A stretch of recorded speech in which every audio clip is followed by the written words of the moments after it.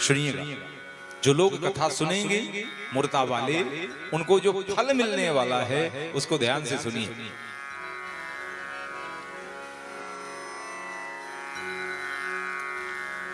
अत्युत्तमानि बोधत्यानि coat यज्ञ समानि च।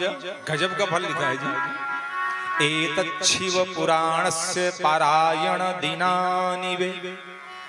जो इस पुराण को विधि विधान से श्रवण करते हैं उनको अति उत्तम फल मिलता है। क्या? कोटि यज्ञ समानि च। जो व्यक्ति विधि विधान से शिव महापुराण की कथा का श्रवण करते हैं उनको अनेकों अनेकों यज्ञों का फल प्राप्त हो जाता है। बोलिए शंकर भगवान की। यह इस कथा की विशेषता है।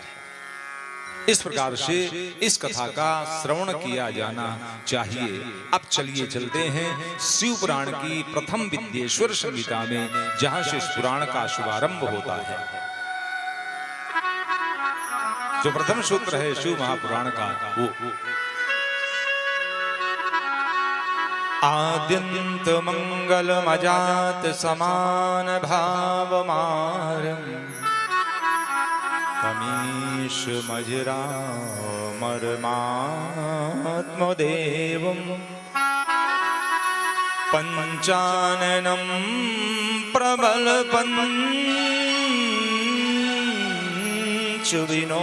विनोदशीलम संभावये मनसि शंकरमंबिकेशम।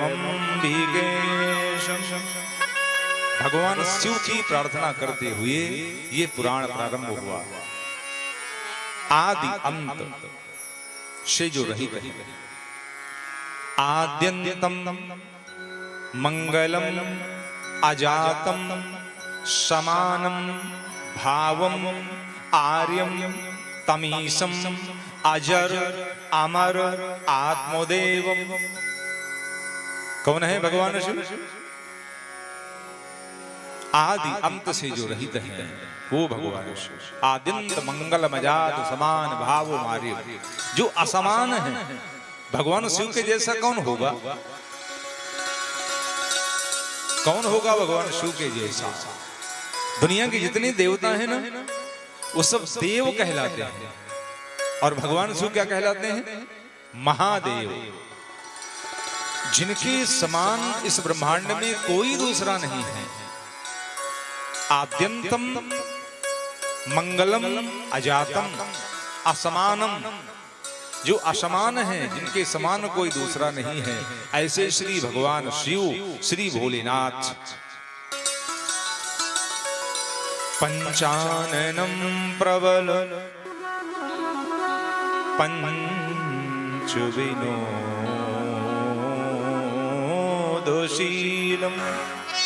कैसे हैं पंचानन भगवान शिव? ऐसे भगवान शिव के चरणों में हमारा मन लगे। शंकरम कौन है? अंबिकेशम। माता अंबिका के पति पार्वती पति गौरी पति भगवान शंकर, उनके चरणों में हम नमन करते हुए उनके पावन चरित्रों का श्रवण करने के लिए उपस्थित हो रहे हैं। यहाँ से शिव महापुराण की प्रथम विद्येश्वर संहिता का प्रारंभ हो।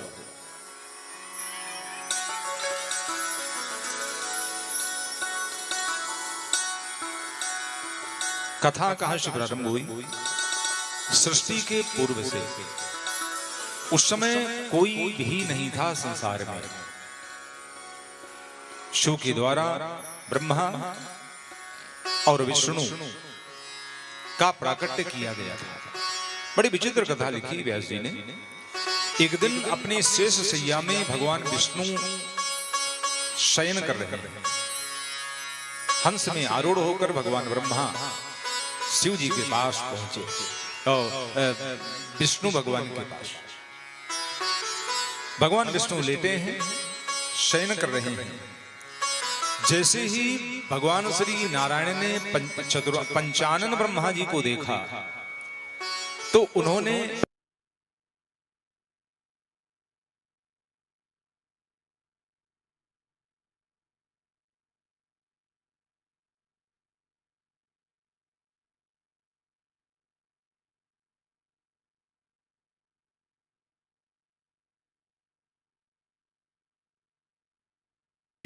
भयानक वर्षा बाणों की करने लगे तो अंत में समस्त देवता जो थे वो भगवान श्री शिव के पास गए।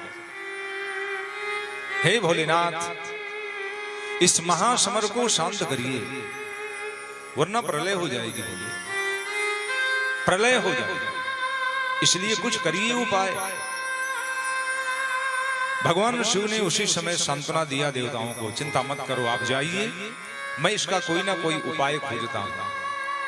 इधर ब्रह्मा और विष्णु में भयानक युद्ध हो रहा और इतने में उन्होंने देखा कि एक बहुत विशाल धरती के नीचे से आकाश तक एक विशाल एक स्वरूप प्रकट हुआ, एक स्तंभ की तरह। प्यारे जी लिखते हैं, महानल स्तंभ विभीषणा कृतिर्बभूवन तन्मध्यते सनिष्कलः ते अस्त्रे चापि सज्ज्वालो लोक संहरण क्षमे निवेदितो क्षणे नैवार विभूते महानले। एक विशाल आकृति, एक स्वरूप शिव जी का एक ज्योतिर्लिंग प्रकट हुआ और जैसे ही ब्रह्मा और शिव ने इस रूप को देखा, धरती के नीचे से प्रकट हुआ है और आकाश की ऊंचाइयों तक वो गया है, बहुत दूर तक। और बस उसी समय आकाशवाणी हुई, ब्रह्मा और विष्णु इस ज्योतिष स्वरूप, इस ज्योतिर्लिंग का प्रारंभ और अंत जो पता करके आएगा उसको संसार का, ब्रह्मांड का श्रेष्ठ देवता घोषित किया जाएगा, जाओ इसका पता करो। भगवान ब्रह्मा हंस में बैठकर आकाश की ओर उड़ चले। भगवान श्री नारायण वाराह का रूप बना करके उस पृथ्वी से नीचे पाताल की ओर अनंत अनंत वर्षों तक समाहित होते चले गए, घुसते चले गए। कितने वर्षों तक वो भ्रमण करते रहे, लेकिन कहीं भी उस शिवलिंग के आकार का, उसके प्रारंभ का, उसके समापन का, कहीं आदि अंत का पता ही नहीं चला। हजारों हजारों वर्ष भ्रमण करने के बाद भी भगवान विष्णु ने उसका ओर छोर नहीं पाया और भगवान श्री ब्रह्मा ने भी उसका ओर छोर नहीं पाया।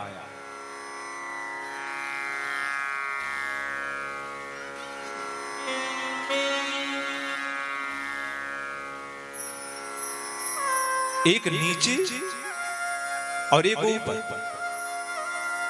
भगवान नारायण शूकर के वेश में, वाराह के वेश में नीचे हैं और ब्रह्मा जी ऊपर की ओर जा रहे हैं। वर्ष हो गए लेकिन और छोर मिला नहीं। इतने में भगवान ब्रह्मा ने देखा कि आकाश की ऊंचाइयों से कहीं एक पुष्प चला आ रहा, एक फूल बड़ा सा था, वर्ण है श्वेत, सफेद फूल है। उस फूल को जैसे ही देखा तो ब्रह्मा जी ने ऐसे करके उस फूल को ऐसे हाथ में ले लिया। वो फूल केतकी का था, श्वेत, और सुंदर सुगंध उससे आ रही है। और ब्रह्मा जी ने उससे पूछा, क्यों पुष्प? किम तुम पतसि पुष्पेश पुष्पराट केन वधा धृतम आदिमस्या प्रमेयस्तम सभा मध्याचिदश्चिरम। तू कहां से आया? तू कहां था? उस फूल ने कहा, ब्रह्मदेव, मैं आकाश में कहीं भगवान शिव की उस मूर्ति के मूर्धन्य भाग में चढ़ा था। उसमें कुछ हलचल होने पर मैं वहां से गिरा। कितने दिन हो गए? बोले वर्षों का तो पता नहीं है, अनंत अनंत वर्ष हो गए, मैं निरंतर गिरता चला जा रहा हूं, लेकिन मैं भगवान शिव की उस मूर्ति में विद्यमान था, इतना मुझे स्मरण है ब्रह्मा जी। और कितने दिवस हो गए मुझे चलते, ये मुझे मालूम नहीं। ब्रह्मा जी को लगा बस अब मेरा काम बनेगा। बुद्धि के देवता हैं, अपनी बुद्धि का प्रयोग किया। उन्होंने कहा एक काम करो, मैं तुमको लेकर के अभी चलता हूं क्षीर सागर, वहां श्री नारायण मिलेंगे, और जब श्री नारायण मिलेंगे तो मैं उनसे कहूंगा मैं भगवान शिव के ज्योतिर्लिंग के सिर में चढ़े हुए उस पुष्प को लेकर के आया हूं, मैंने उनका और छोर पा लिया है।